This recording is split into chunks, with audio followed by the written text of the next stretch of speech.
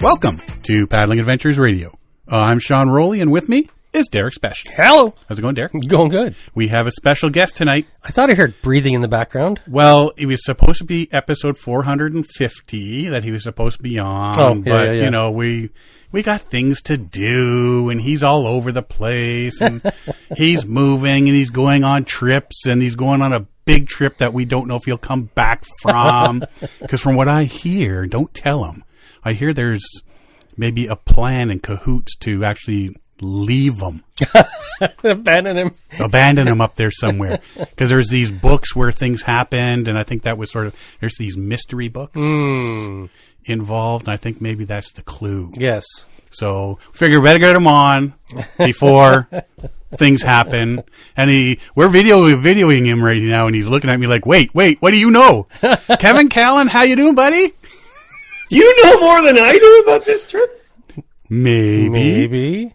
Oh, man. No, we don't. We know nothing. We know nothing. Absolutely nothing. We were trying to figure it out. We saw so we were looking at the books that Andy showed you, and we were trying to decipher it ourselves, saying, well, the books, that's a big clue.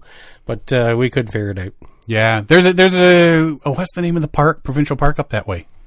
I can't remember. There's a provincial park way up there. Yeah. And that's a passway. That's my guess. Yeah. That's my guess. That's my guess too, except that's probably, knowing Andy, that's what he wants me to think. He's probably taking me to the Florida Everglades. Maybe. It's a long drive to be blindfolded. Yeah. Is he going to blindfold you the entire way?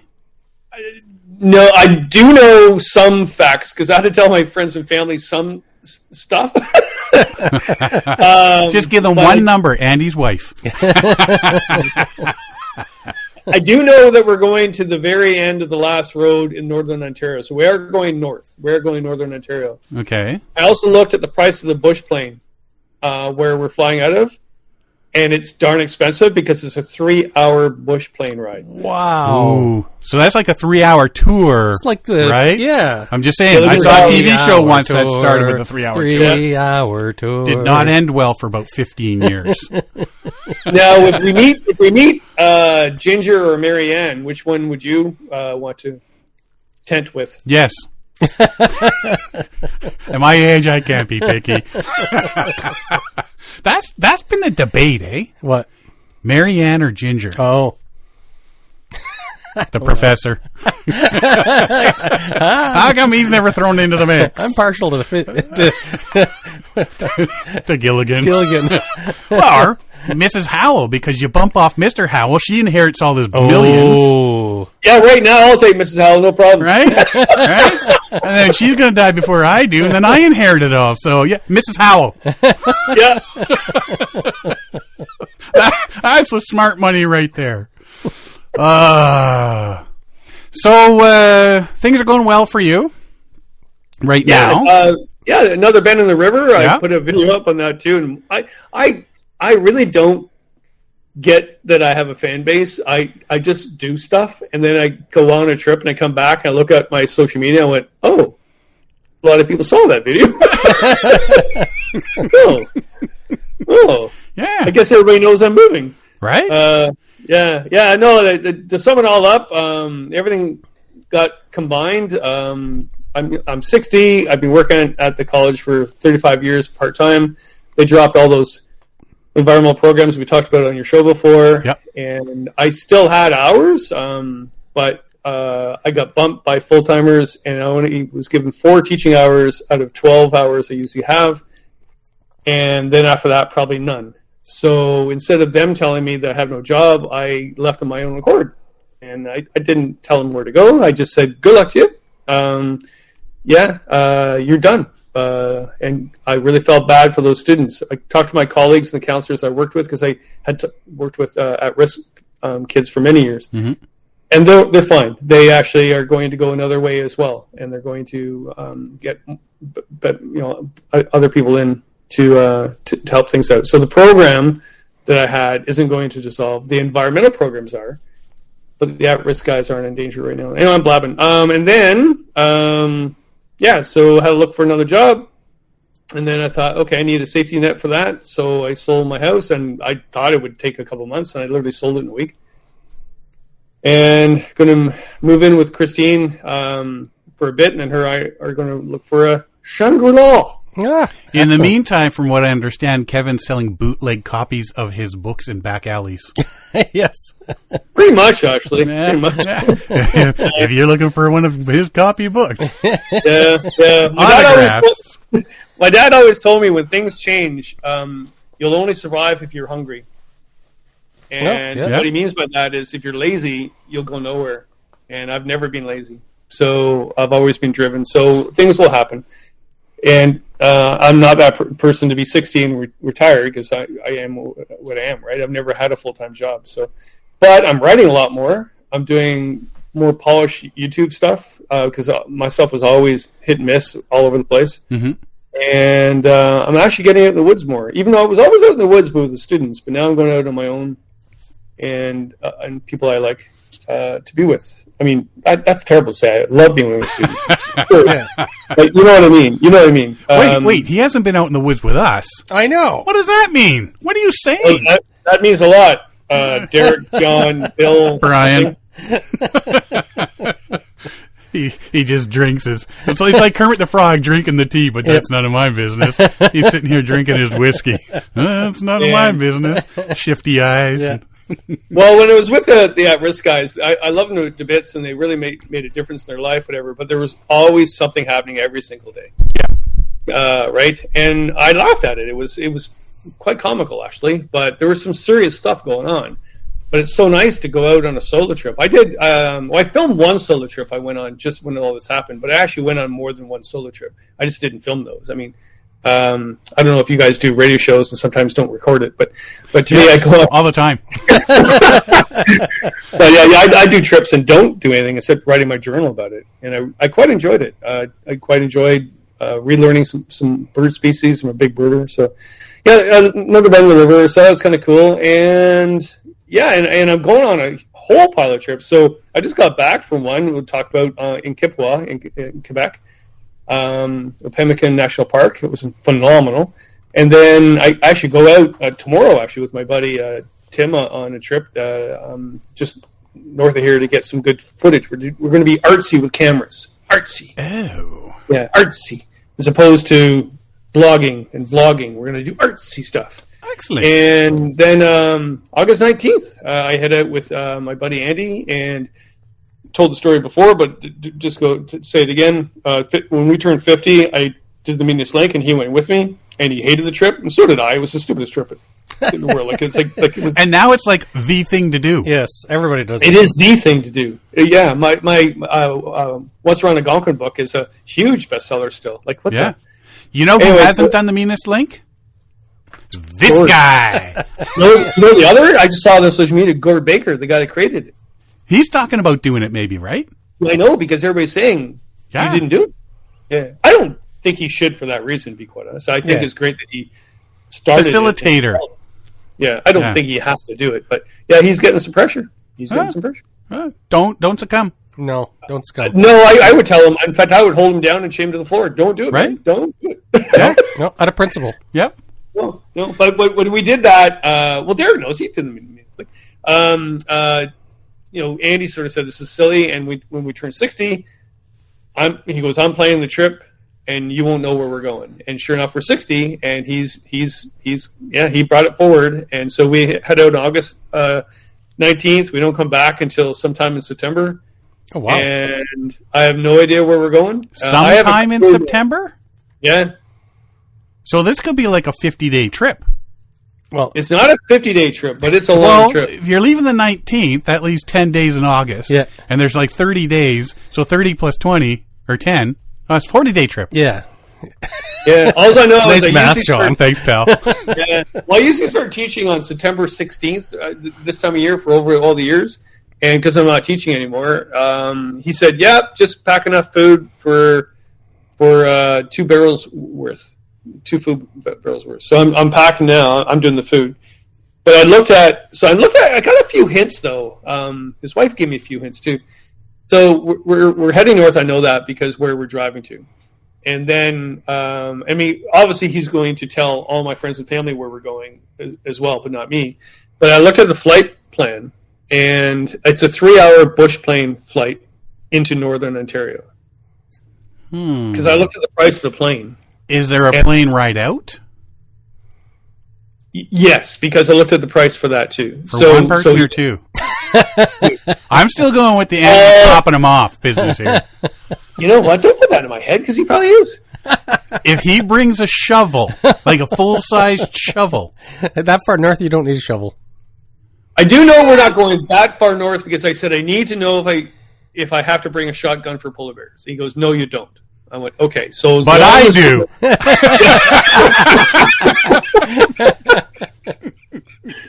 Yeah, and the concept was pretty cool, though. Because I said, what's going on with this? He goes, Kevin, this will mess you up forever, because you always plan trips. You've written guidebooks. You've planned every single trip. You know, we've done, him and I have done. And he goes, and it's so cool that you have no clue where you're going. And for safety's sake, people will know where we are, but I won't know where we're going. And I went, yeah, that's messing me up. He goes, well, that's good, isn't it? You guys should, give hints at the end, because I know you're probably going to do a video and all that and put it out. Here's where we went and all. I say you have a contest where you give hints and do, Where's Waldo sort of thing, and where did Kevin end up? And the winner gets, I don't know, a back alley autographed book from you. We should do that, actually. That's a good idea. You're welcome. So in the October, there will be a contest. Where's Kevin's body? I will spit my whiskey out. Extra, you get a second book if you find it.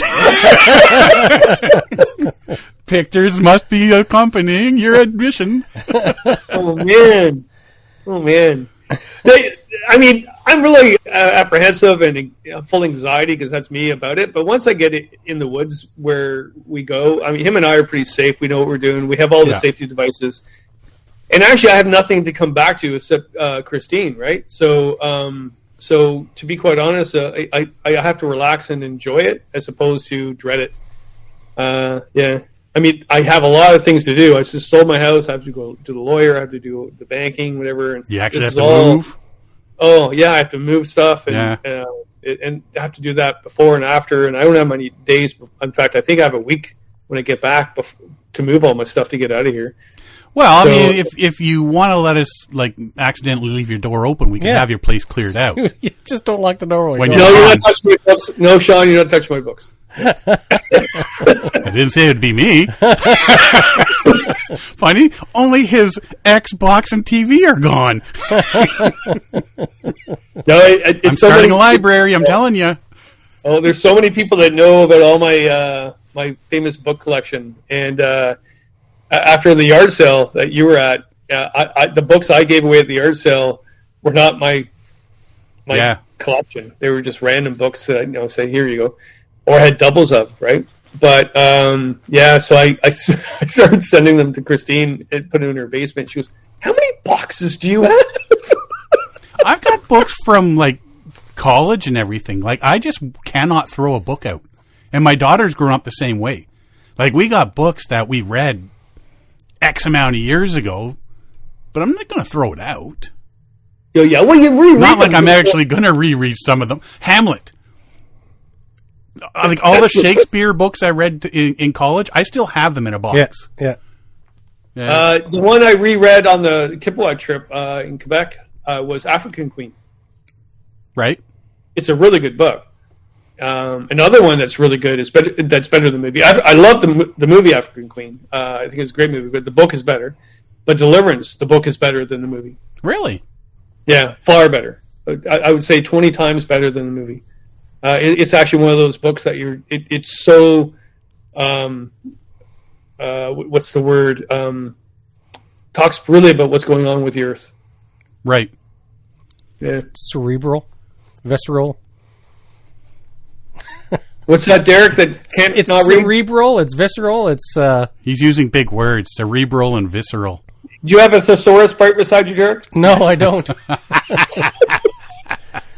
No, it's on his laptop. Those were in my back pocket. So yeah, you should have fun once you get up there. I mean, with Andy getting out there, and just looking forward to the trip. A canoe trip is half the fun. Yeah. Yeah, it really is. And packing for the trip, too, because it is weird to pack food for a trip that you... Because he goes, don't worry, there's walleye everywhere, pike everywhere, and I'm hoping brook trout, but he hasn't told me. He goes, if I told you that, you would know where we're going. I went, son of a... so he just said, bring lots of beans and rice, and we'll fish every night. Beans and rice. And he sleeps naked in the tent with you, right? Yeah, that's a good point, actually. You know what? Remember, Kevin, pack your ear plugs. Yeah. Earplugs, nose plugs. Yeah. An extra tent. Once you get out there, it'll be fun. Mm-hmm. And then you're just heading just north of here with Tim to do a little artsy just an artsy thing. He actually just said, let's do some film work that has no meaning except just being artsy. We're not going to do, hey, how you doing? My name is, or hey, this piece of gear is really cool, which is fine. I don't mind doing that. But he goes, hey, if you want to expand your horizons, and him and I have done that before for other films. So, are you doing video or are you doing photography? More photography. Do some black and white stuff. I am going to try some black and white stuff because you. In fact, I ordered a brand new camera. In fact, the day I sold my house, even though I haven't got the money yet, but I bought a new camera. So it's basically for still photography. Yeah. Cool. Yeah, that's what I've gotten right back into the black and white photography and zooming in and long exposures and stuff like that lately. And it's definitely makes you think on how to, and makes you, it takes a lot of time. You start getting into it and you're just sitting there going like, ooh, that's been 2 hours. I've gotten 3 photos. How did that happen? I should have 150 photos by now, but you don't. Yeah. I used to take more photos than video because back in the day I was doing guidebooks. Yeah. And I really love photography. I'm not saying I was good at it, but I just loved it. So, but we'd do slide film, and I'd come back from 3 consecutive canoe trips. That would be a month and a half, and I developed my own slides actually when I came home and mounted them all, snipped them with scissors just to save money, right? Yeah. And then I wouldn't even know what I got until 3 months into it, and then the publisher would look at the photos and choose 1 out of 50 for it, right? So, yeah, and you hate them all. Yeah. I do that. Yeah, it's funny though when you move though, right? When I moved from here, I got rid of endless things, and most of them were all my old slides. Like I'm talking thousands. And my buddies were like, "You can't do that." I went, "I'm moving into a very small place. My life has changed dramatically that I didn't see coming. I don't care about sunsets. I've already seen them. I don't need the image." So I did keep pictures of my friends and family on trip, whatever. So now the same thing's happening where I have to, take all the stuff I don't, what you think you need. Mm-hmm. And for example, the yard sale I had, you were there. Yep. Everything was going for $1. I mean, stuff that was they were worth a lot more than $1. But I wasn't using that stuff. It was stuff I showed on TV, and I did all this reviews and stuff. Yep. And it went to good homes. It went to really good homes. Like these 23 books I got. Yeah, I should have stopped you. You got there early and just raped and pillaged. Right? Raping and pillaging all the books. I knew as soon as you wore the Viking helmet, I knew that was a sign. Right? I tell you. Just back the truck and just start loading it in. Well, one of the things, actually, I got one other thing that's happened to me recently is a very stinky situation. Oh. Apparently, I think you said you've never had the issue. My dog got skunked. Athena got sprayed in the face with a skunk. Yeah, my dog has never got skunked. I don't know why, because it's a good area to get skunked. I used to actually catch skunks at the wildlife center and take care of them. They're actually really cute and cuddly animals as long as they don't spray. And you can literally pick them up as long as they don't get disturbed. Mm-hmm. Or because what happens with the skunk, it's like a shotgun. So in their anus, they got 2 shots, right? And if the skunk looks at you or your dog, And you might think that's oh no, he's just looking at us, we're fine. He has to turn around. No, he doesn't have to turn around. In fact, if he shoots you from just turning around, it's like a spray. Right. So it's sporadic. But if he or she looks at you, they actually flip up and do a handstand, and they shoot like a rifle. Boom, boom. And they're very direct on the shot into the eye. So when the skunk looks at you, that's not a good thing.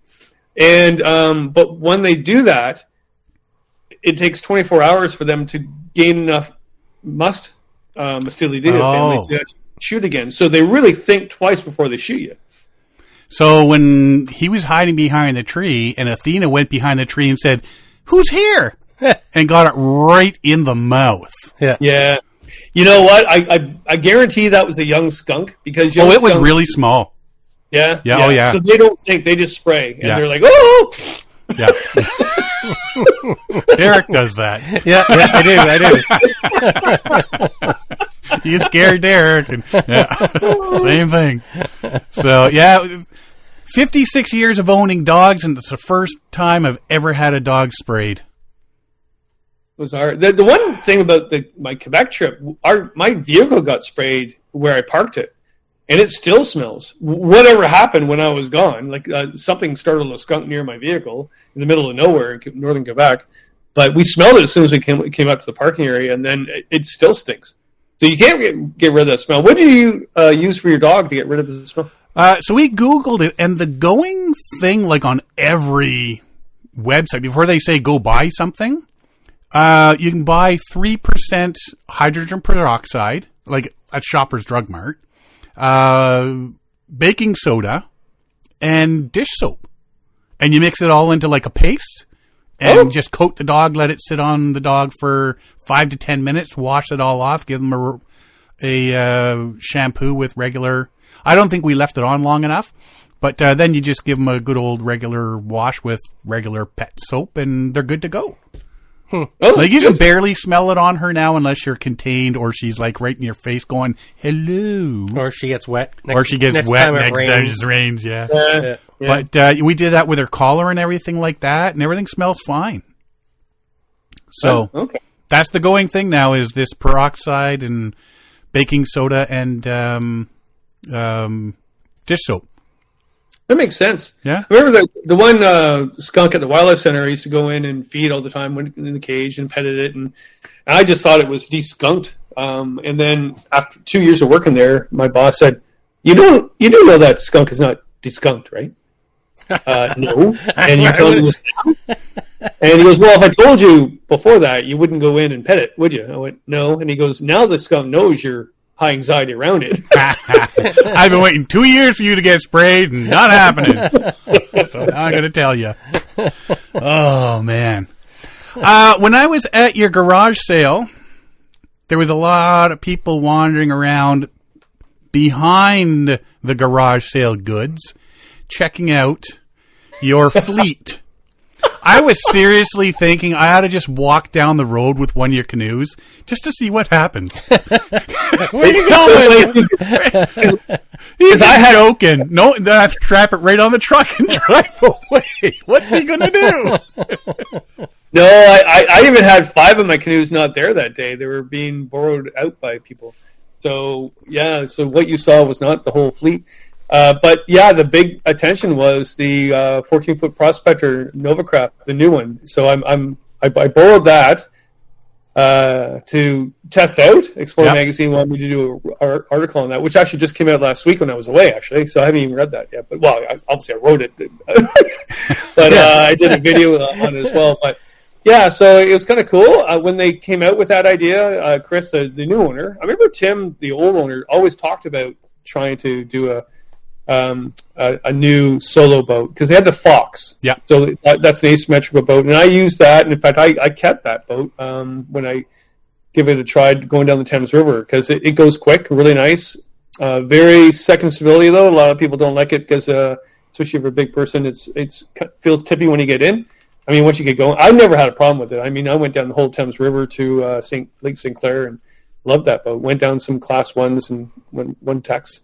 But then I really like the Prospector. So I've always preferred the 16-foot Prospector, and I've always preferred the Novacraft Prospector. And yeah, because I'm friends with Novacraft, I've known them for years. But really, even before I knew them, how I got to know them is I kept on buying a 16-foot prospector, and Tim goes, "What's wrong with you? Can you not just get another canoe like the Cronier or the Bob Special or something else?" And I said, "Well, your prospector is the closest design from the Chestnut from New Brunswick that I've ever seen."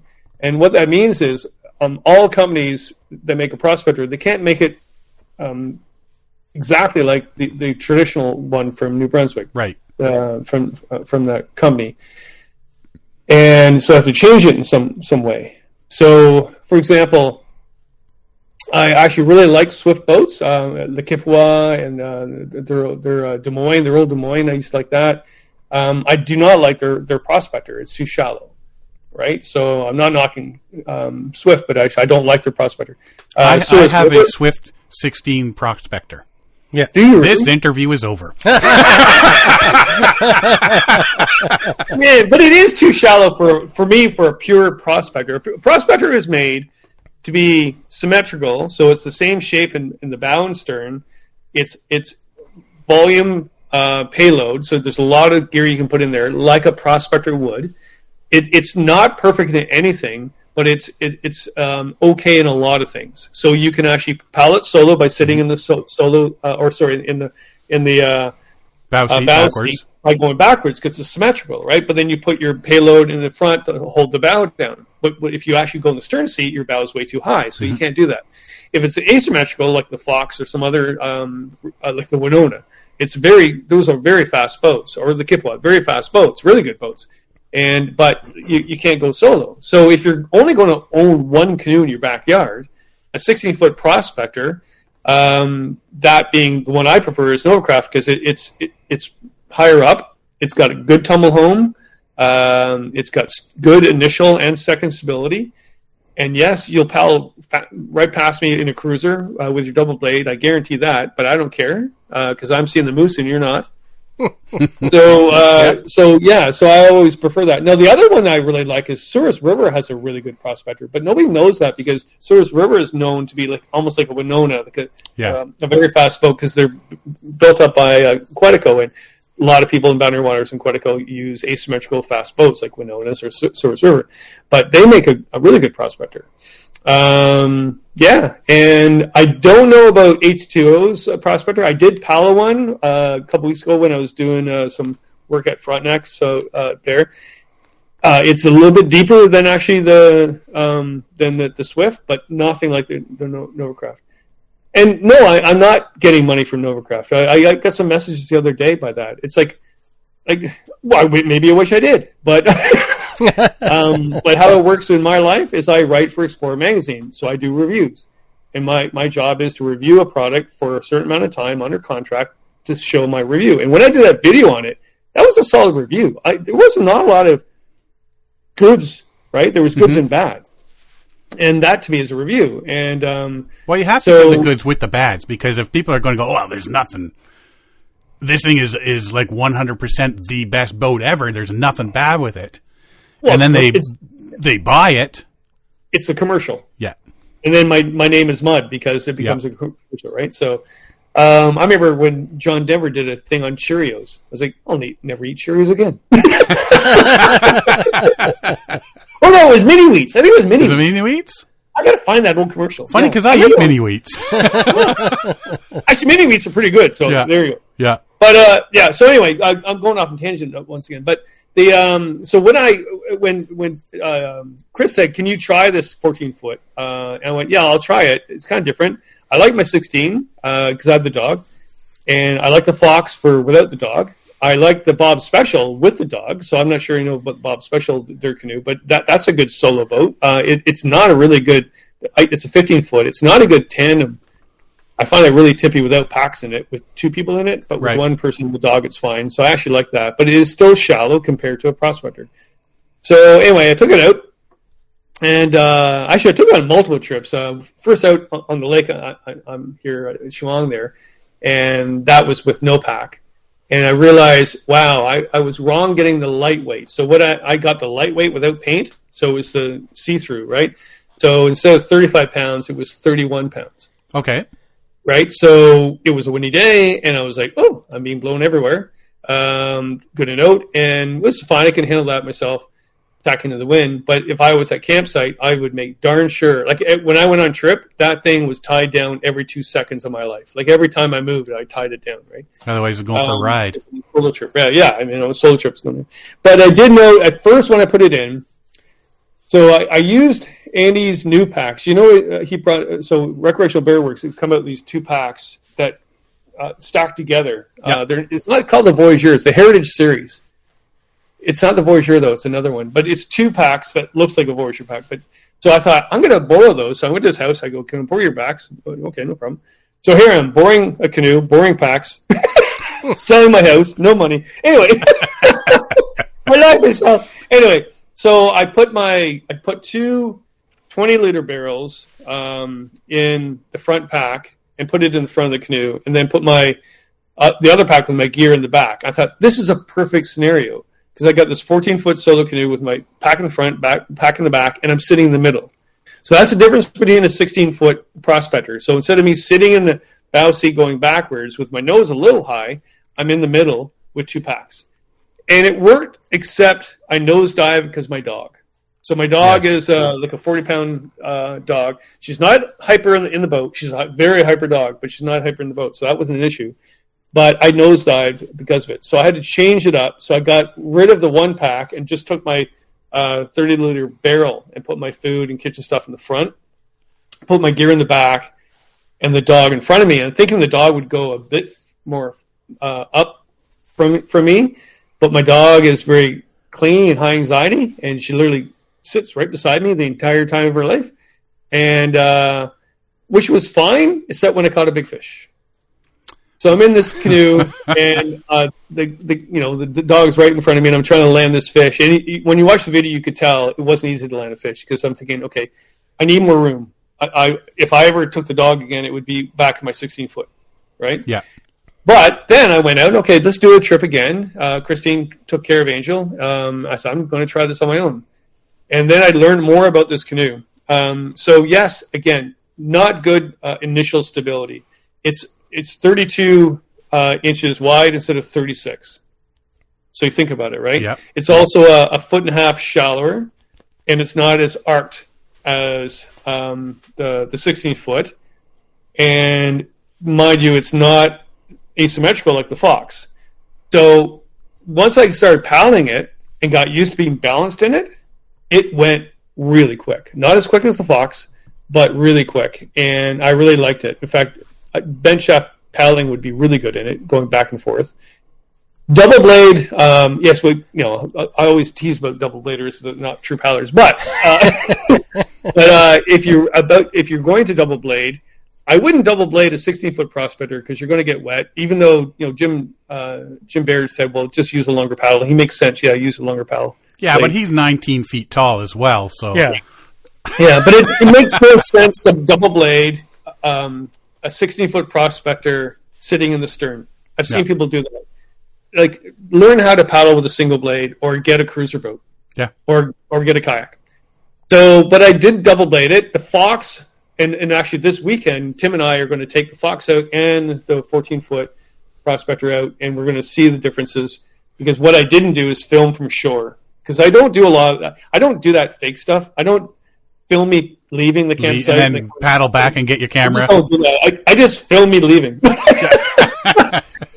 But so we're going to do that just to see the level of it is in the water stuff. So I'm not done with this whole review thing, whatever, for it, because I'm really intrigued. But then I got used to the stability, and once you get used to that, like any boat that actually has bad initial stability and good second stability is what you do want. You want that boat to go quick, right? So then, it goes really quick. It handles waves really well, more so than the Fox. It handles whitewater far better than the Fox.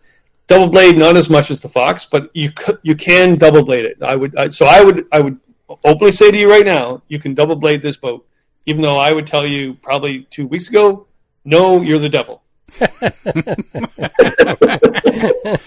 Do you actually own a double blade? I do. I didn't even sell it at the yard sale either. But I used it when I went up to the far north on what was the trip I went on? Oh, Bisco tasting area. Right. But I brought a single blade and a double blade, and I only took the double blade out when I had big lakes to cross, because that was the problem. There was huge lakes I had to cross, right? And so it makes sense doing it. I just don't. I love finessing the single blade, and I love learning that skill set over all my years. And I don't want people just thinking that they can go on a boat and start pushing water and that they're fine. That's not what canoeing is all about. Just don't get in a discussion whether you should have a wood paddle or a carbon fiber paddle. Oh my God. You're such a troublemaker. No, you know what? So I know you're all Novacraft and you're good with that. I got all my boats are Swift, but I've got the Swift Osprey. It's a 15-foot solo, and you could double blade that, but I don't. It's got maybe an inch on each side of my hips. I mean, it's a narrow boat, and until you get used to that initial stability, you think you're going in every time. Yeah, I would never take a dog in that. No, you couldn't. You couldn't. But the cool thing about that boat is when I got it up in Temagami, I would use that boat, the Osprey, and solo it.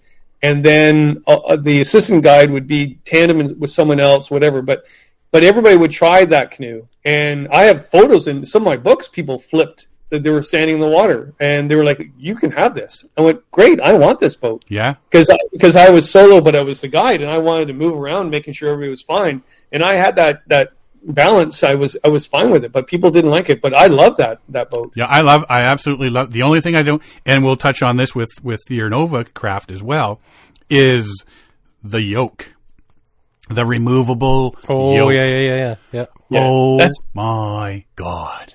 Trying to do it when the bugs are at you. Yes. Oh, and you got just so the Novacraft has a cotter pin system.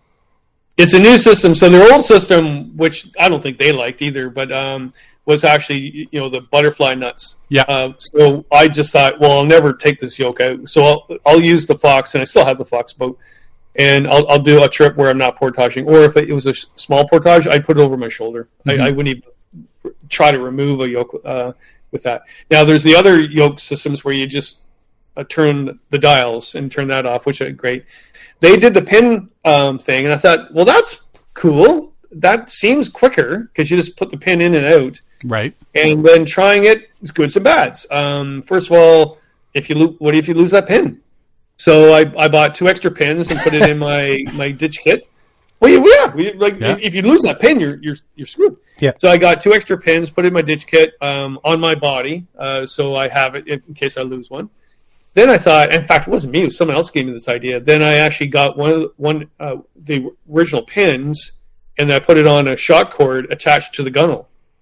So I'm not going to put that pin in my pocket. Why would you do that? So, but I still bring the extra pins, and I thought, well, cool, and it worked really well. Except when the mosquitoes were really brutal on this one portage, and I couldn't get the pin in proper, and I have this Irish temper, and. There were words, weren't there? Yeah. All I did is put the thing on my shoulder. It was only a friggin' 100-meter portage. I went, heck with this. I put the pins in my pocket and put it over my shoulder. The canoe is 31 pounds. Yeah. But yeah. So there's some goods and bads. And then when it came back, I went, well, if I have my 16-foot prospector paddling backwards, I'd still have the yoke. Mind you, the yoke is backwards. But I have an old Voyageur prospector, which is a really good. That's an excellent boat. Voyageur canoes. Yeah. Glenn Follis. And I don't know how many books I wrote in that boat, and I still have it. But what he did is he put he knew I was going to go solo all the time, so he put the yoke backwards. That's cool. Yeah, so I don't have nothing says it has to be facing forward. Yeah, there's no rule. No, he weighted it for me. I mean, I love that boat. And then, so what happened was, he goes, "Are you ever going to attend this?" He goes, "In fact, that canoe, the history of that canoe is amazing." He made it for Bill Mason that wanted a different prospector, chestnut prospector, than all the others, even Novacraft. And it's one of his books. It's not Path to the Paddle. Is one of his books. He talks about that, the whole thing, and So Glenn made, back in the 70s, he made him this canoe. And then he went to Canoe Lake in Algonquin to give it to him. And Bill was actually doing a canoe demo. And he goes, well, I'll give it a try now. And he went out and he flipped.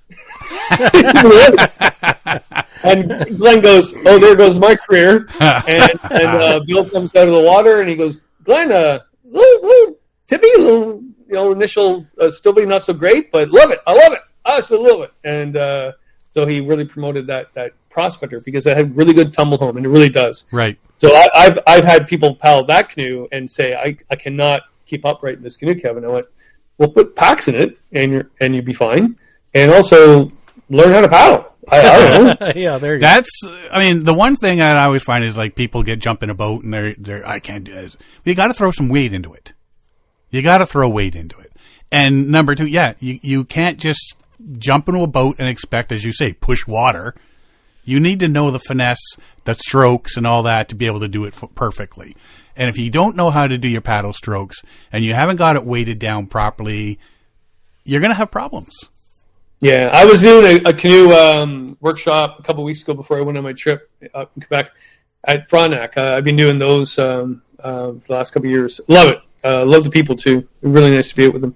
And so we're out, and because I was going to the Quebec trip, the next day, actually, don't ever do that. Don't ever do a workshop and then the next day have to go on a 10-day canoe trip on Lake Kipawa, because I had to repack that night at Christine's house to make sure I had everything, because I unpacked everything to show everybody at the workshop. Oh my God, what a nightmare. Anyway, I'm in the 17-foot Happy Camper prospector canoe, right? Showing everybody how to solo paddle. And lovely clients, they're amazing. And so I'm doing all these strokes, but during that time, I'm showing the cross draw, the draw, the J, the Canadian J, but I'm also doing the sculling draw while I'm trying to hold myself. And one of the students said, what are you doing there? I went, nothing really. I'm just holding the boat. I'm just finessing. And she goes, well, how do you do that? I went, it's called bush time. Like the boat has become one with me. So I'm leaning to the side. I'm solo, so therefore there's more of a keel in it. So I got less of the base of the boat on the water. I got my paddle deep in the water. I got a extended extended beaver, which is an otter tail. So therefore more blade is down in the surface. So I have more control. I'm not pushing the surface water. I'm pushing the surface, or pushing the water under the surface, and I'm just finessing. And she goes, how did you do that? I go, hours being in this boat. I used to make sure my boat was flat on the water all the time when I was paddling. I was probably paddling at least 10 years before I finally started paddling with it tilted up, like one side higher than the other. And so like basically your side is the bottom of your boat. And the bottom of the boat is actually, if somebody were to look, they'd see the bottom of your boat. They'd see the keel. Your keel, right?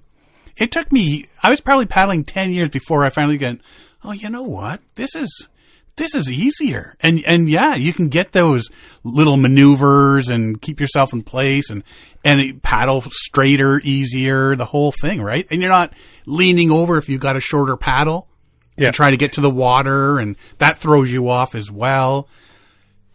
Just those little things, and like you say, hours and hours of learning that. 100%. Yeah, you also taught me that. I took Becky Mason's course. A good friend of mine. Yes. Yeah, and she called me Bubbles. Bubbles. Course, I went, why do you call me Bubbles? She goes, you're wasting your energy with your blade. You're spending way too much time with that blade out of the water. And if it's on the water or in the water, it's actually on the surface of the water. So she taught me how to keep the blade deep down and use the momentum, right? Yeah. And bubbles. No, you know what? Like I've been watching a bunch of videos lately, and there is a couple people that they're paddling, and the person in the front, they're the power stroke, and you're watching just the little toot, and I would be so over that so fast. Stick that paddle in the water. After all these years paddling and paddling all different types of canoes and stuff like that, seeing things like that just drive me around the bend. Yeah, you know what I did on one course? It wasn't my last course, but the course before that. there was a couple, and I could read people as soon as I meet them, and so we got on the water, and I said to the stern paddler, which happened to be the husband, and I said, okay, switch up. So I want you in the bow, and I want your wife to be in the stern. He goes, no, I'm here to teach my wife how to paddle so she can go on a trip with me. I went, yeah, I know. And that's what we're going to do today. I have a problem in the front of our prospector because I have Tracy in the back, and there's not enough room for my legs up there. And it's just like, I just can't. It's uncomfortable. It's so uncomfortable. And then, just getting to something, because like I say, I like taking my 16-footer prospector solo as well. In your 14, can you kneel? Because I know that has the option either a straight seat or a tilted. Can you actually kneel in it? Yeah, and you should. So I did two options. I thought I didn't want to kneel because I'm 60, right? And but I put knee pads in. Yeah. The first trip I didn't, and that was a mistake. It is nicer for it to be angled because you need that stability with your knees out. Whether you need it or not, mentally you think you do. So to sit up high in that canoe with 32-inch instead of 36-inch wide, I'd say to do the kneeling. If you don't, that's fine. But also with the kneeling, you're able to put the one leg out with the one leg under. Right. And I switch, which you do anyways if it wasn't that. But also with the dog in it. It had to do with the dog. I felt more comfortable with my knees to the ground. With a fox especially, I remember doing like that 8-day trip down the Thames River, and I kneeled the entire time, and I thought, this isn't good. But I put knee pads in, and it was fine. Anybody that paddles a cruiser too, like you have to be lower down into in the boat. So by kneeling, you're lower down. If you're sitting up, you're not. And to double blade that 14-foot, you have to kneel. Like I can't see you sitting up on that seat and double. Well, you can. You're just going to get wet. Yeah. Yeah, no, my thing is always is a seat high enough that my foot's not going to get stuck underneath. Yeah. Yeah. Yeah. My old Dagger was that was the problem. In fact, the old Daggers, I love that boat, but also the problem was that it's the water container, was a good idea, was stuck under the seat. Oh, great idea. The water container is stuck right, so you just lift up and just like a bike, right? Right. And no, my foot would get stuck under it all the time. And then I ended up getting giardia because my boot sucking mud was getting onto the water bottle, and then all of a sudden I got Montezuma's Revenge. Wonder where I got that from. So overall rating, 1 to 10, 10 being the best. Oh, I did that. I after a month and a half paddling it and doing 4 trips with it and doing one this weekend with it and doing a couple more late fall trips with it because Chris is going to say you are going to give this back to me, right?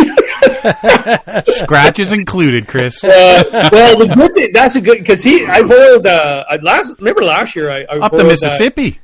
Yeah, and I thought he was going to kill me when I brought that boat back, but he said, well, you put it through what I wanted you to put it through, like the tough stuff proved that river. Right. But I only have 3 scratches, knock on wood. I only have 3 scratches on that boat because I haven't really portaged a lot with it. I've been doing a lot of big water with it, or creeks too. I would say originally when I first tried it, I gave it a 7, thinking it's good for what it is, but I'd rather have the other. And now taking it out and getting used to the balance, 8.5. Yeah, maybe even a 9 because it's become part of me as well. Right. But canoes are like that. It all depends on the trip. It's like a golf club, right? What do you need to get to the hole? Right. So if I'm going on a solo trip with a dog with a whole bunch of gear and I want to catch a big, huge muskie, no, I'm not going to be in that boat. But if I want to make time and be on my own and have a really lightweight canoe, and if I have to change the yoke all the time, I'm not going to do a portage like along a creek that's like every single 10 minutes. Yes. Or just drag it over the bloody beaver dam. That's what I did. But yeah. So I would even say, I'll tell you that after this weekend too, because I'm going to see what's better, the Fox or the 14-foot prospector. So, well, yeah, Tim's going to use the Fox. He's never used that. He's bored the 14-foot prospector. So we're going to see the comparison. I think he'll like the 14-foot prospector more because he's not in a hurry either. Right. That man's never in a hurry. He is the hippie of hippie-ish of hippies. There you go. Is there anything that you would add to it or take away from the 14-foot? Would you make changes? Yeah. I think next I would add a color to it. I mean, I got the clear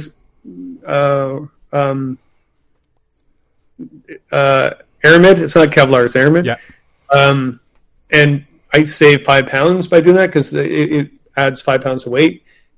I'd really like to have a color now. It just would look nicer. Yeah. And I don't think 5 pounds isn't. What was I thinking?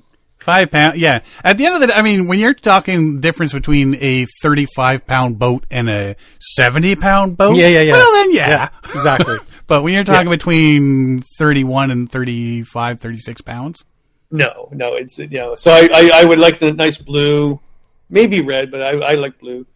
Actually, I really like their clear. That color that I used on the Mississippi last year. I don't know what color you would call it, but I love that because when you look at it, the on a sunset, the sunset shines off the side of the canoe, and you can actually see the silhouette of the picture in the boat. right? Oh, nice. And yeah. I remember going out with Chris when he first had that design. Before he even started selling it, him and I went out, and he goes, "What do you think of this?" And I was taking video and pictures of it, and I told him, and he goes, "I never knew that." So they didn't design it for that. He just like, wow. See, and as an owner, you would have said, "Well, yes, we designed it that way." Yeah, he's like, yeah. We meant to do that. No. He's a good guy, actually. I've tripped with him. So I used to, I'm still really good friends with Tim, the original owner, and we went tripping together. But I've been tripping with Chris a couple of times, and he went with us on the spring trip this year in Algonquin with Speedo Man. Oh my God, Speedo Man! Oh my Lord! Like Speedo Man did a Speedo that incident that should never. Like I have film of it, but nobody will ever see what he did. Never. Like it went. I did put some in my film, but not the whole thing. Not the and whole there's thing. Chris. Never experienced Speedo Man before in his life, and I'm thinking if you can survive this, you're not a bad person. But also, he had never caught a trout before, so I went nuts trying to get him to catch a trout. And he bought a whole bunch of lures that I recommended him. I think he said, "Callan, I paid $400 in lures." Yeah. And so I gave him an old rusty EBG, like one of the original ones. And he caught his first lake trout, really nice lake trout on that lure. And I ended up giving him the lure. I said, "Yeah, so he's hooked. He can't wait to go out again." Yeah. It's just something about catching trout. Yeah. Just, absolutely, yeah. I mean, I like the walleye and stuff like that. I like catching some big bass and stuff. But when it comes to catching to cook and eat, trout. It's got to be trout. Yeah. Well, I'm glad you enjoyed that, the prospector. We'll hopefully find out if there's another boat next year that Chris is going to let you borrow. I love to do. I talked to him about it when he was here for a visit. I would like, because I have time on my hands now. I want to do more happy camper stuff instead of the teaching stuff. I mean, I was forced to do that. This is going to cost him. Yeah, no, but I would love to create things like Andy and I created a pack to give to charity. Why not a canoe for charity? Like why right. not? I can do that now. And custom scratches from Kevin, or something. I don't know. Like, I mean, if the college all of a sudden closes my environmental program and all of a sudden doesn't give two craps about the students that I've been with for years, then I need to do something else that I know I can do beyond them. Forget them. Another bend in the river, right? Forget them. They're Move on, dude. Move on. Yeah. Yep. I mean, hey, you may be 60, but you're not dead yet. As far as I know. Yeah. I mean, we'll talk after Andy brings you back, maybe, but until then. Man, I better get. I've been trying to get in shape for that trip too because. Well, it's kind of late now.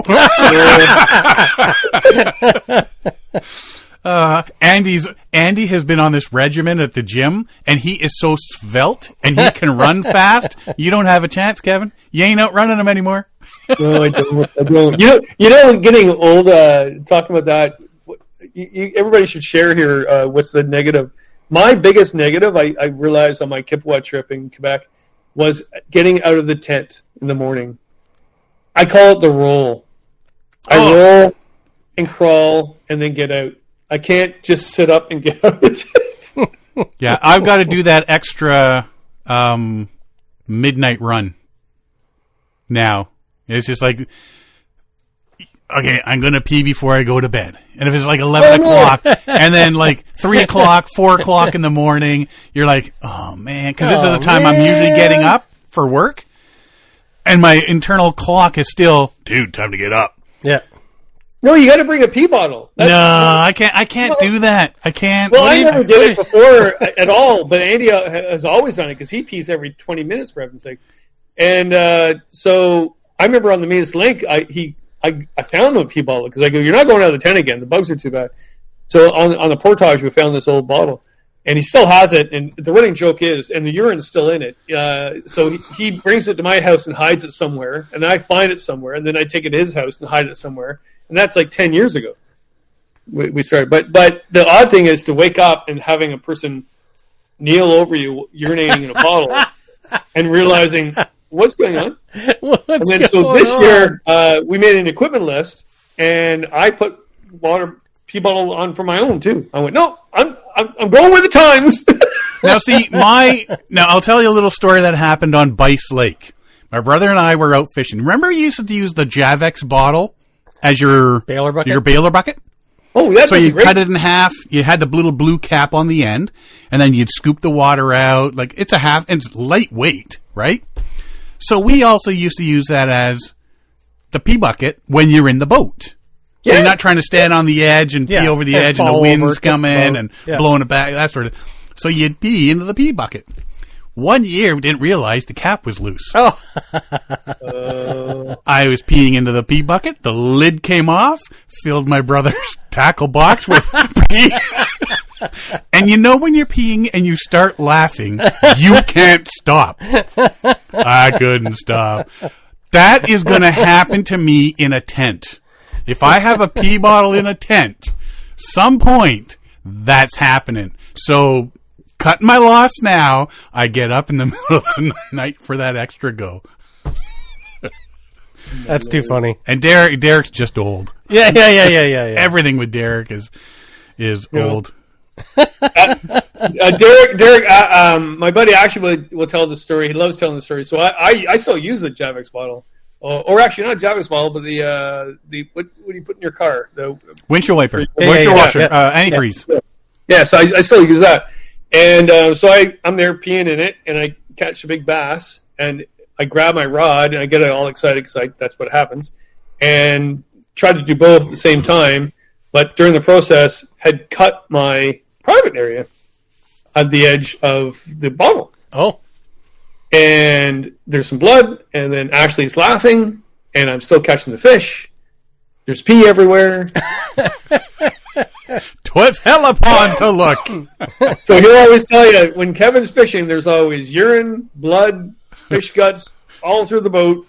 It's chaos. So I'm fishing. I got a pee bucket in this hand. I got a fishing rod in this hand. How are you reeling? Well, that's a story for another day. Anyway, Kevin, you have an Explorer blog out. You're talking about the top 5 new pieces of camp gear. One of the things you mentioned were these pants. Well, pants are optional, so that doesn't matter. Yes.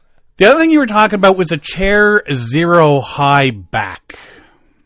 Yeah. So again, I get stuff to try out, and then if I like it, I think I get 30% off if I want to buy it, whatever. So Explorer magazine. So I've read a blog every single week for the last 30 years. So imagine all the stuff that I've reviewed, right? So So Helinox chairs I really like. Actually, my favorite chair, even though it's kind of a surprise, but they're not around anymore. But Eureka, I think their camp chair was one of the nice, most comfortable ones, which makes no sense because Helinox is the top quality chair, right? But you're paying Eureka for that name too. Yeah. So anyway, I got this chair because it was a high back chair. I went, well, I'm old, so I'll give it a try. And it's been it went on this. In fact, I just packed it for my next trip too. How many nights? So let me do this. How many times have I sat in it? 10. So I've sat in it 23 nights. Really? So that will give you a good review of it. So yes, I like the higher back. I think the best part of it is really lightweight and packable compared to all the others. So if you want to reduce your weight, that's fine. Everybody wants to take my chair because it has a high back as opposed to low back. I would say, though, the only disadvantage, which I think a lot of people are finding, especially if you're a larger person, is that it's so thin on the hips that it hurts your hips. Oh, right. Okay. It's not wide. You're not sitting out wide. So it's upright, but you're pinched on the hips. Yeah. So after a while, I'm not talking the first night, second night, whatever, third night, you're like, oh, and you're feeling the pinch of the hips. The other thing is, they gave me a review one to use, and it was white. Like, who the heck would bring a white chair? Camping, yeah, exactly. Why? Who in their right mind in that company at their desk said, "Oh, let's do a white chair this year. That should sell really well." Because then you can take the dirt from your camping trips and make your own design in dirt on the white. It's a white blank canvas, Kevin. It is white blank canvas with mud, crud, mosquito blood. It's got history in that chair now. Yeah. Visual painted history, Kevin. Yeah, that's a good point. It does have a lot of history. And also, it squeezes my butt. Yeah. It squeezes your butt. He loves the chair because it squeezes his butt. There you go. Tracy's been asking for a high back chair.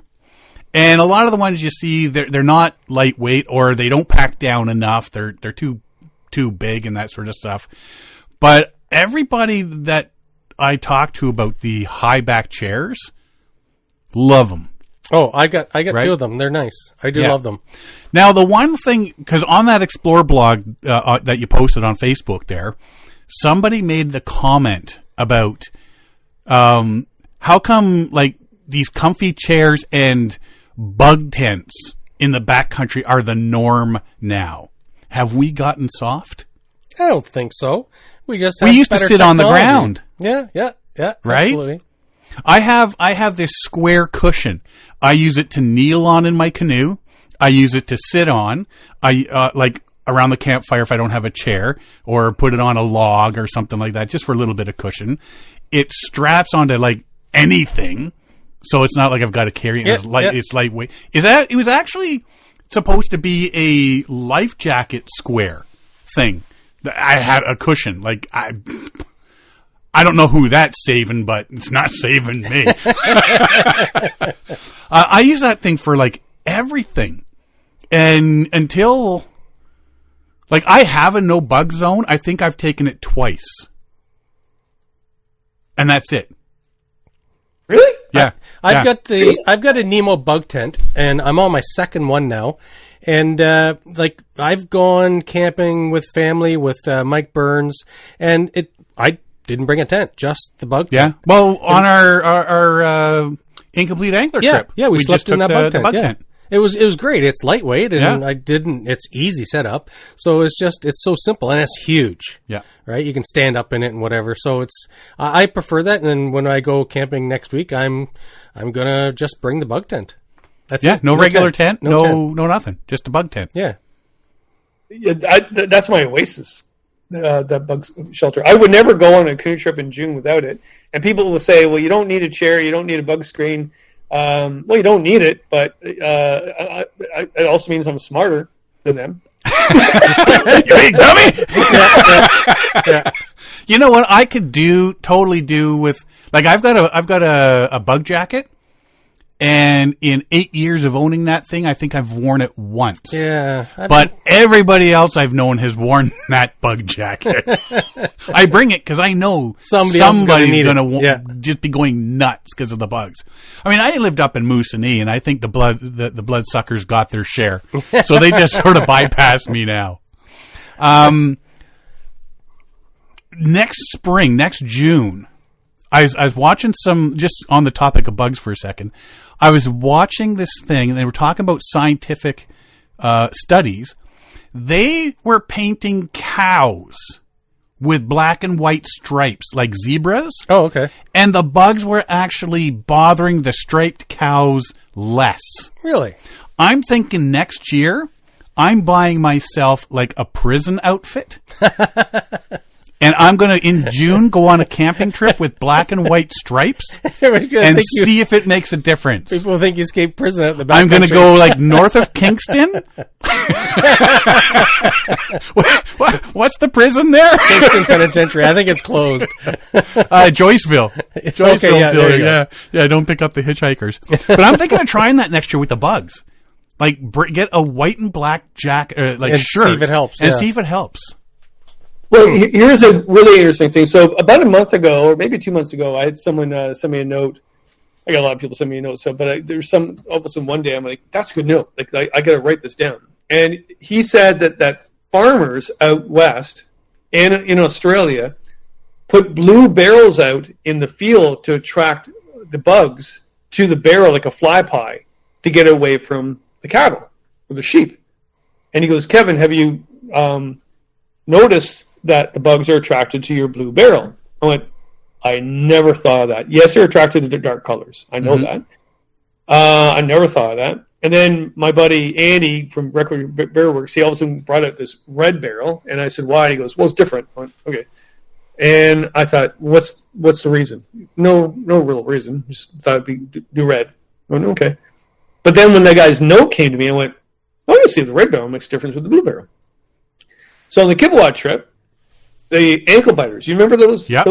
Yeah. They're brutal. Like an ankle biter, the male and female bite. They go to the ankles of cattle and it's a proboscis that actually has like little miniature fish hooks, and they really hurt, right? And so the only way to kill them, because they're really good flyers, they fly really well, is fly swatter or whatever. And two things worked because we had a day off. We had one campsite we spent 2 nights on, so we relaxed in the heat and the heat wave. And I went up to the back of the camp to get some stuff, more whiskey, and as one does. And I looked at the ankle biters, and where they swarming was on the blue barrel. I went, oh, that's interesting. They were not swarming on the red barrel. Oh, interesting. And I went, that guy sent me that article. Tell me that makes sense. The other was, I have this thing. The wingman, remember the Toronto show? The dragonfly on a wire thing. Yeah, and I got that as a joke, so I thought I'm going to show this on TV. This would be really funny. And it ended up, it kind of works. Like it's not perfect, but it kind of works. And he's actually a really good guy too. So I'll bring it with me for deer flies, right? Well, Angel was, because she's a black-haired dog, she was being bothered so much by these ankle biters. And I have video footage of this. I didn't put it on my video tonight because it was way too much video. So, but I'll make a different piece on it. I put it on a tripod over her back end and filmed it. And at one point, she had 8 ankle biters on her back end try to dig into her hair. I put that thing on with the wind, 0. Interesting. See, and Mike Burns, he said, Mike Burns bought one the very first year it came out, and he said it was useless piece of crap. But then I hear other people going, "It's amazing, it's phenomenal." Yeah. And I'm wondering if it's a certain type of fly that it works for certain. Works. Yeah. Well, I thought it would be deer flies, and it had. I wouldn't say it's 100% perfect with deer flies, but it does work, especially with dogs. But with no-see-ums, well, dragonflies must be hunting them as well. Yeah. But I'm telling you right now, it was a set-up thing. I filmed it. I actually literally bought this off the guy at the Toronto show as a joke. So it's not a promo at all. I went, I'm going to make fun of this. And you can see it on Angel. There's none around her. And there's even, actually, I did put that scene in. I put it on my sandal, and I waved my foot in front of her face while she was lying there, because she was getting really bothered by them while we're sitting there in the sun. And you won't see them around. So the trick is to buy a prison outfit with red socks so they don't get your ankles, and put a couple of those things on your shoulders. Yes, there you go. I'm very aroused right now. Me too.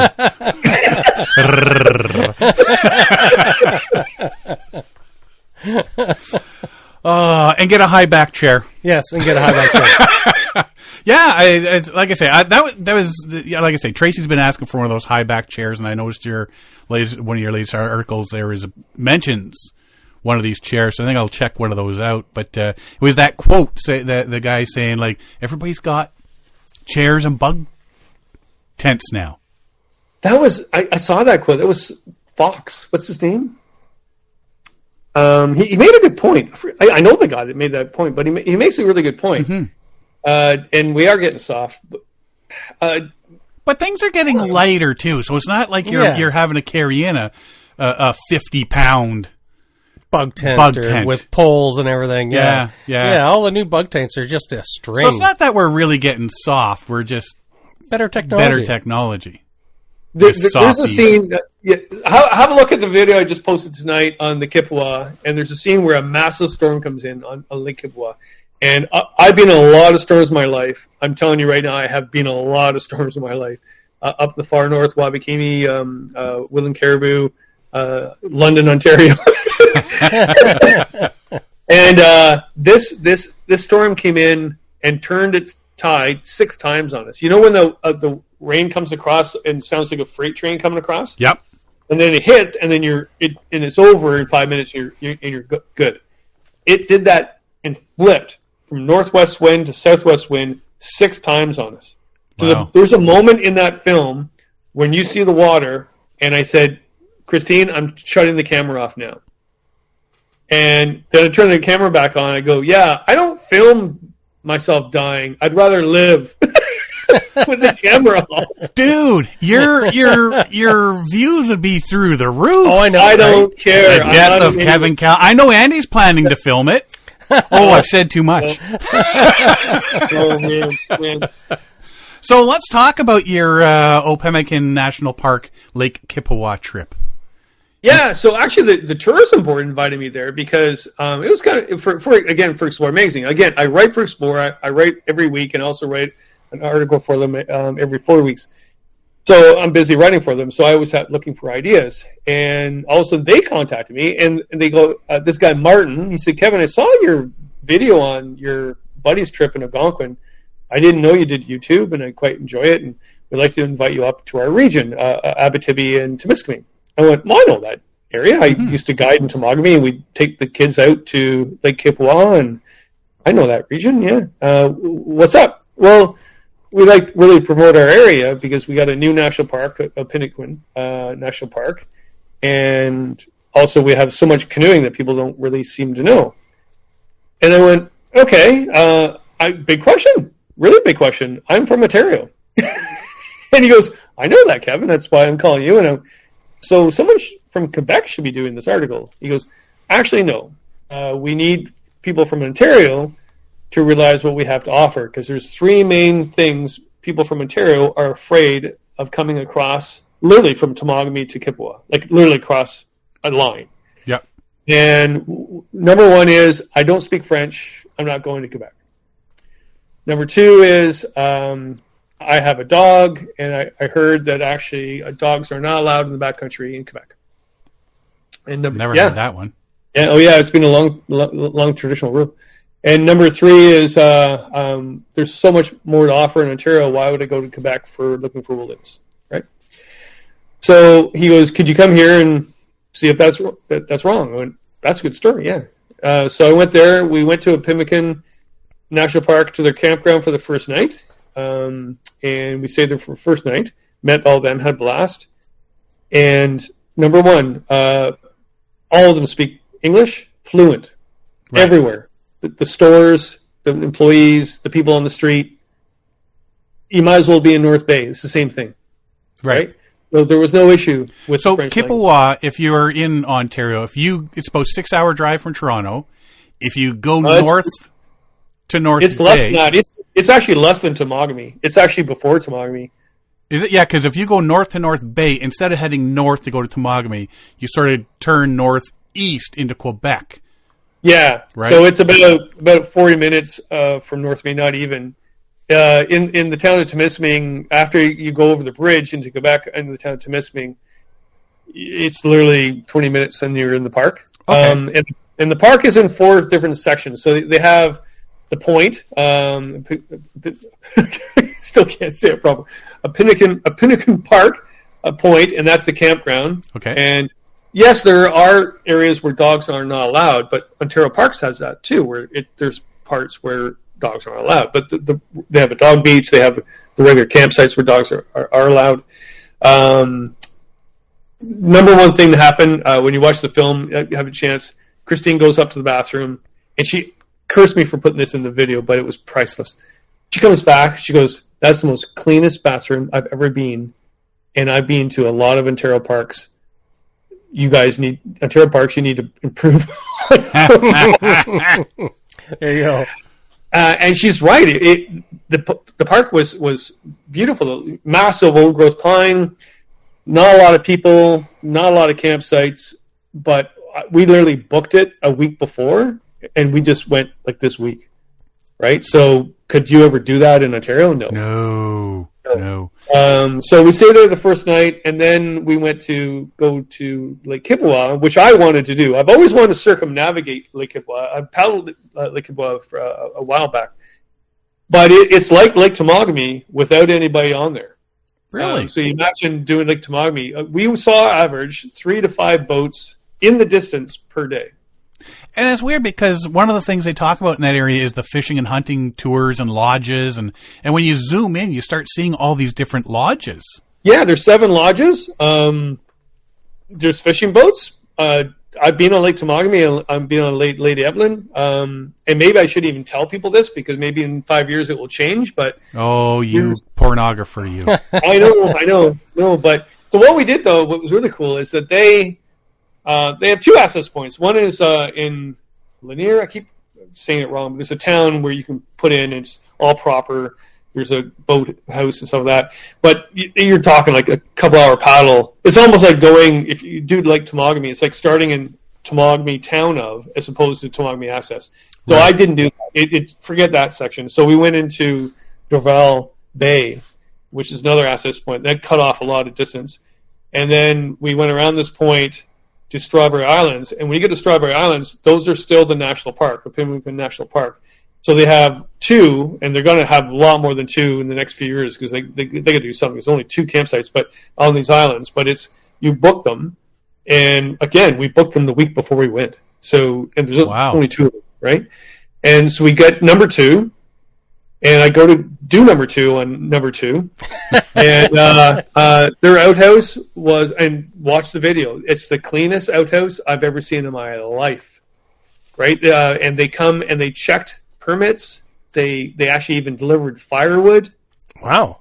Yeah, and for very minimal fee. But then after that, we stayed there one night. So okay, then we moved on to Lake Kipawa, which again, you could spend the entire summer. It's 300 square kilometers short, right? You look at it on Google Maps.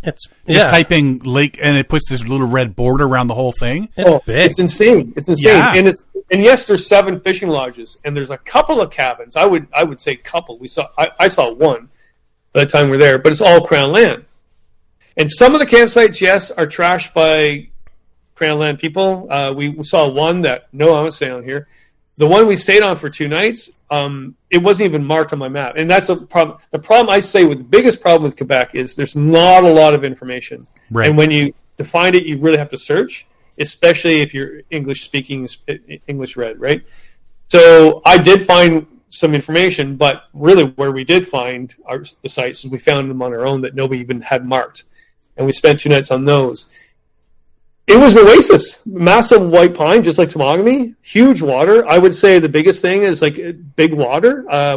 It was a heat wave, and we had no problems with wind. We had that big storm, but when we paddled during the day, it was the heat wave we had to deal with. We had no problems with wind and waves, but I can see that could be a huge problem on that lake. Yeah.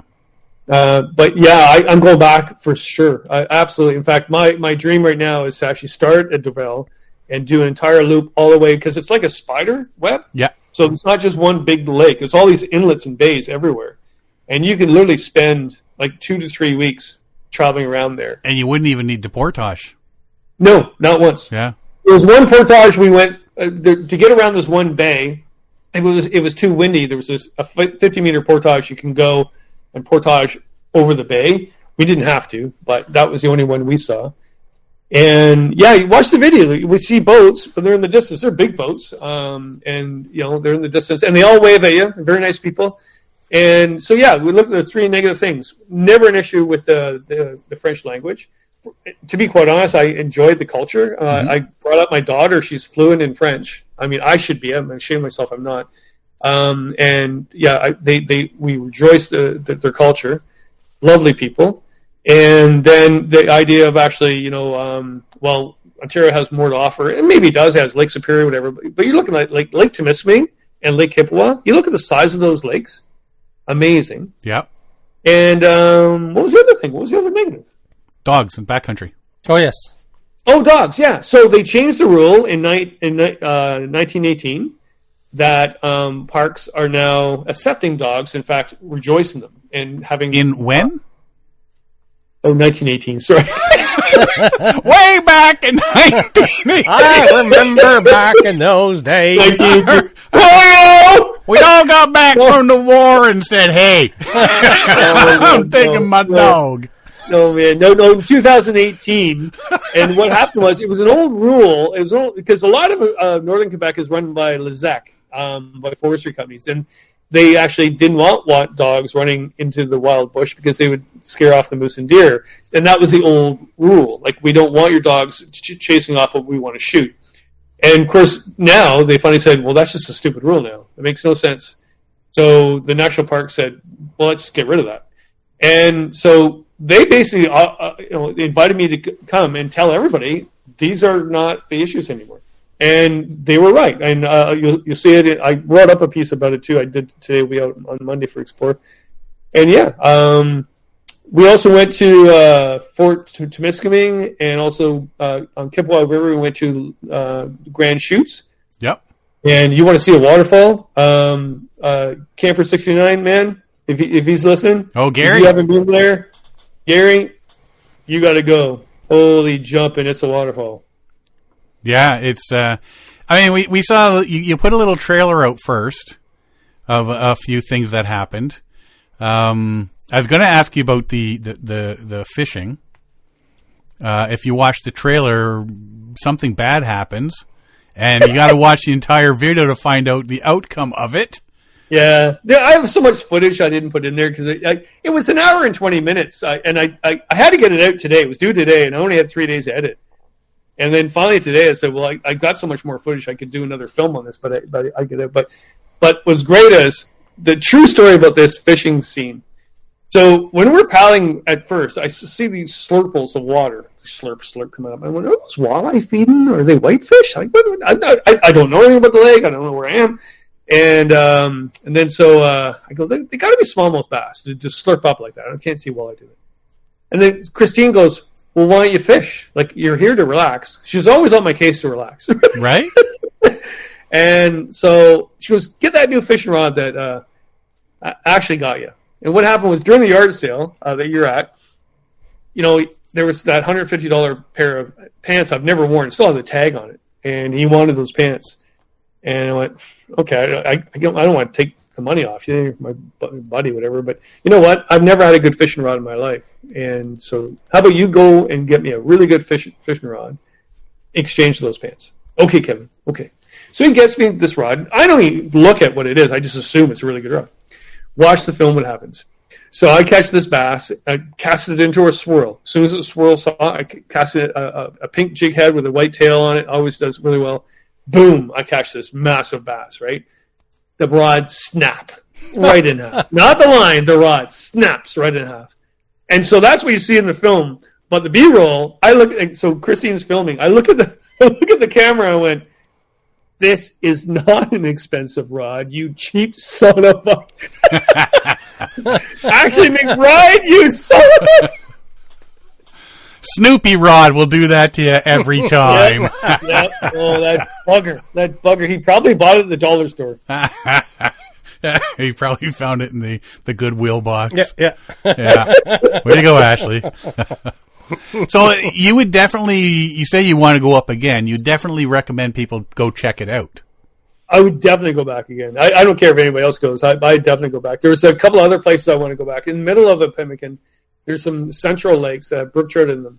White Lake especially, and there's portages into them.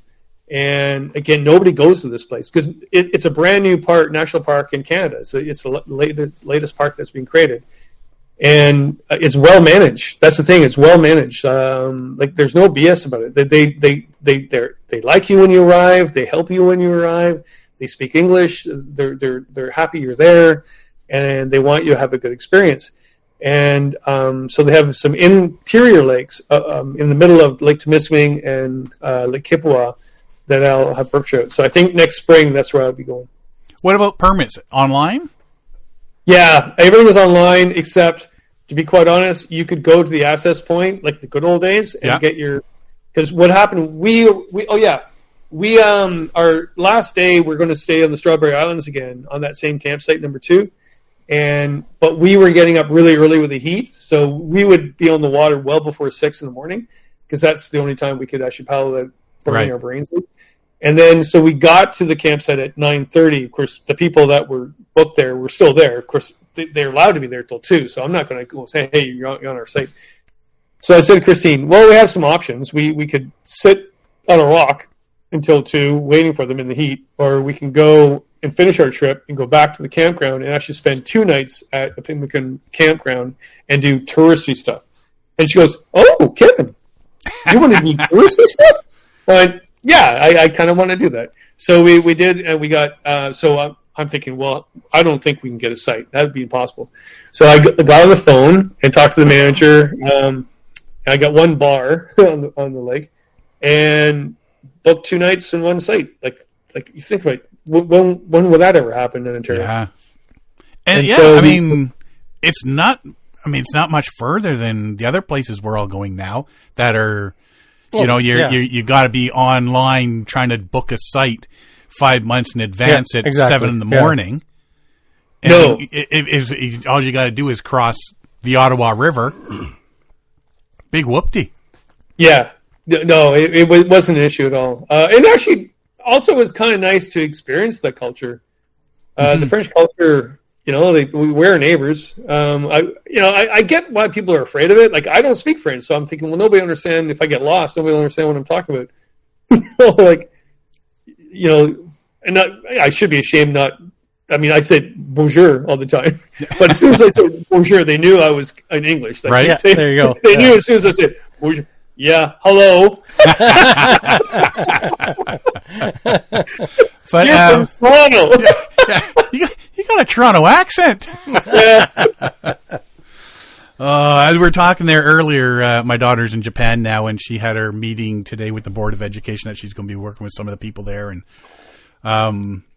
the one guy that is her liaison says, "Yeah, this is basically our boss."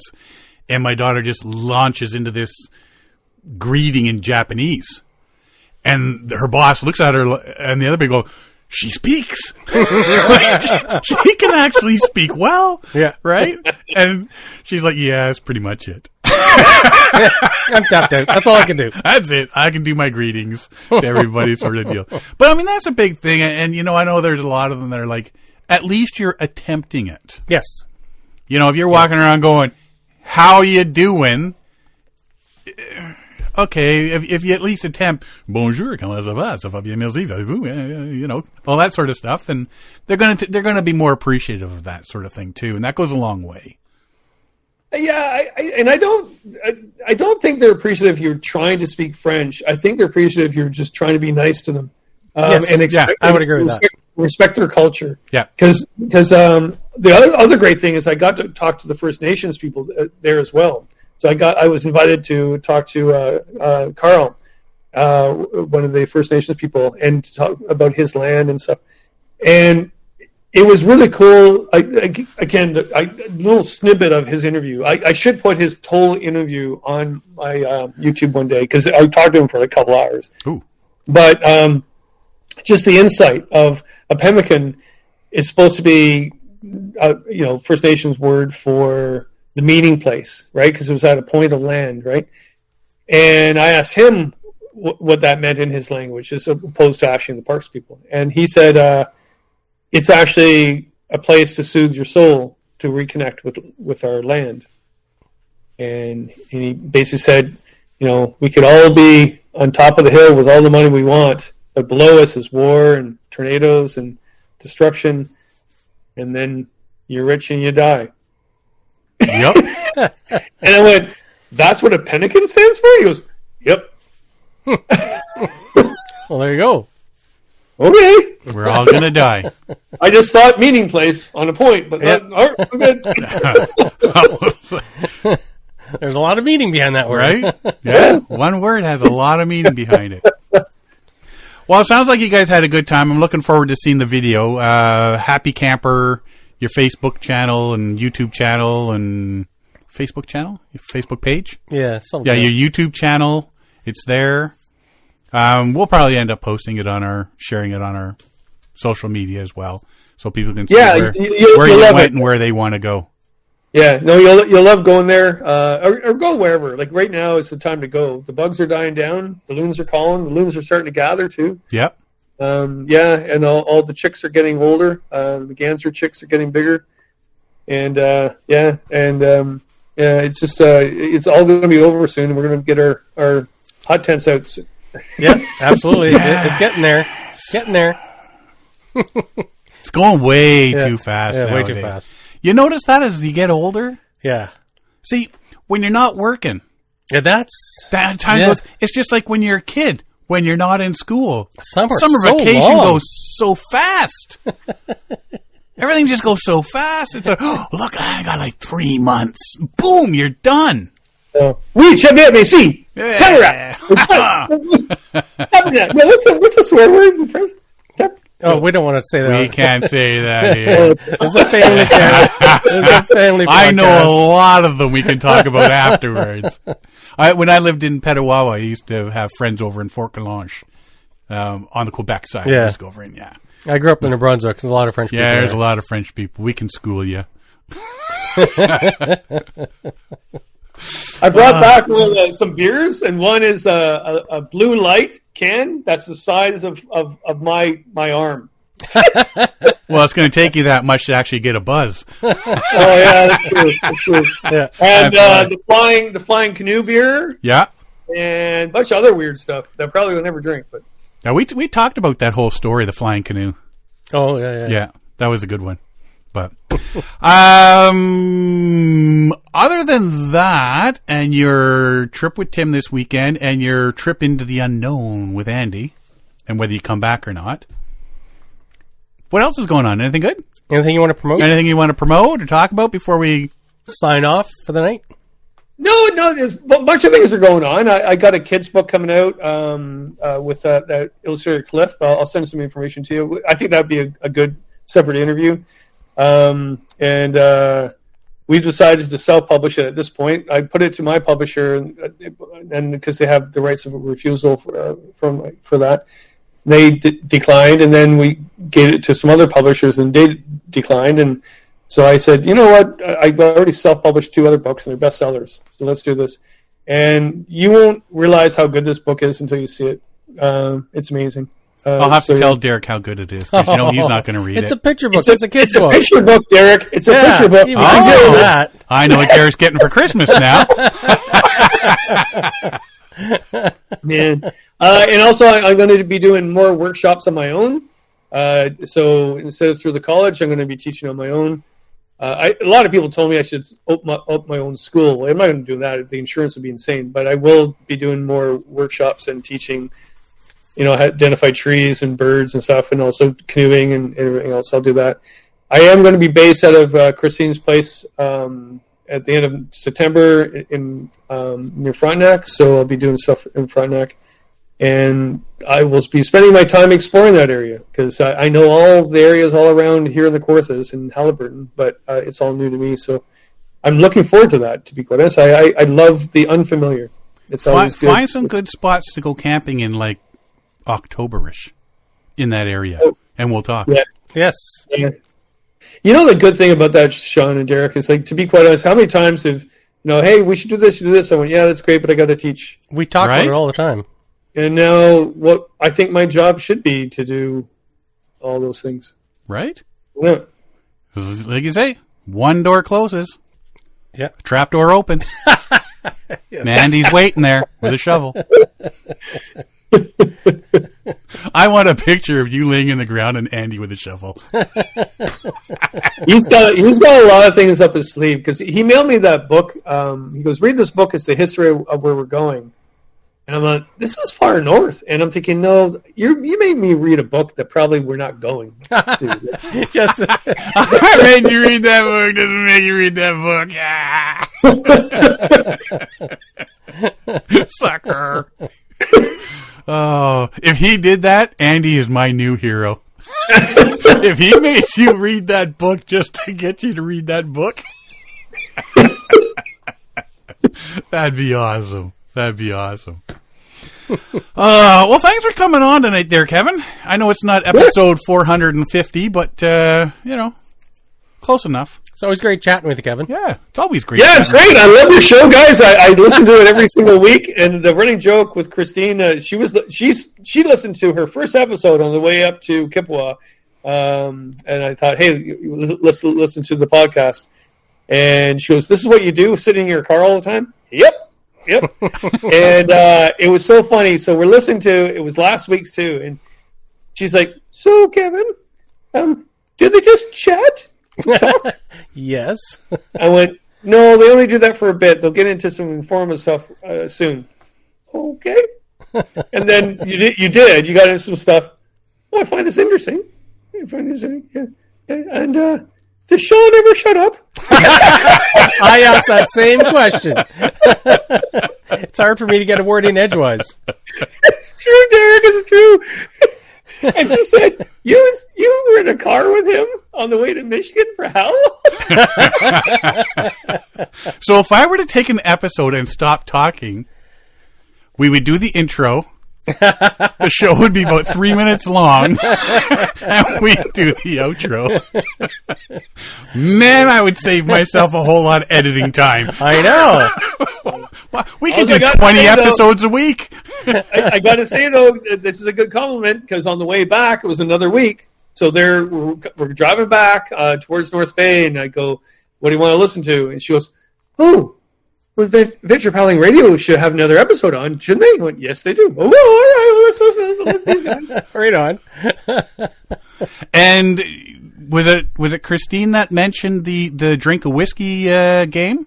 It's true, though. It's true. So, first of all, one of our running jokes is you don't remember Derek's name, or didn't. I do know now, but there was many years I did not after know. 8 years, I would hope so. Yeah, I would hope. But you guys still talk about it, and she said they're still mentioning that. So every time they mention that, if you actually had to take a shot of whiskey, you would have a drinking problem. Funny you should mention it. We started this game 5 years ago. It's good jokes, though. Good memories, right? Yeah. All right, well, Kev, we'll let you go. And again, Thank you very much for coming on and joining us this week. You got anything else, Derek? I've got nothing. Really? You're going to Killarney this week. I am. I'm going. So either we're going to record a second episode this week, or I'm just going to sit here and talk for 5 minutes by myself next week. Kevin, I might get you on next week as a co-host. There you go. Look at the time. Look at the time. We'll get Andy on. So, Andy, please, how you planning on offing him? So I will add, when I booked Killarney on Monday night, and we leave Sunday, so less than a week. And I strung together like a 6-night trip, and I booked it. How weird! Yeah, I just that never happens. There's a lot of empty campsites in Killarney right now, like surprisingly a lot. Yeah, people are saying that about Algonquin. There's a lot of empty campsites on the corridor. Mm-hmm. Yet when you go on the booking system, everything's booked. Yeah. Yet when you actually get there, people aren't showing up. And what I like about Killarney is you're booking like on Johnny Lake campsite 112. Yeah. So you know exactly where you're staying. Yeah. Yeah. Nobody wanted that site. Well, I'm in there on night 2. Monday Awesome. Night. Enjoy your trip. I will. If you want to find out more about us, you can find us at paddlingadventuresradio.com. We're on Facebook, Instagram, and YouTube. You can download or stream our episodes on iTunes, Apple Podcasts, Spotify, Podbean, iHeartRadio, Player FM, and all your favorite podcast downloading sites. Or just go to the episode page at paddlingadventuresradio.com, and you can download or stream all our episodes there. If you enjoy the podcast, please share it with friends, family, and fellow paddlers. Again, Kevin, thank you very much for showing up this week. Okay.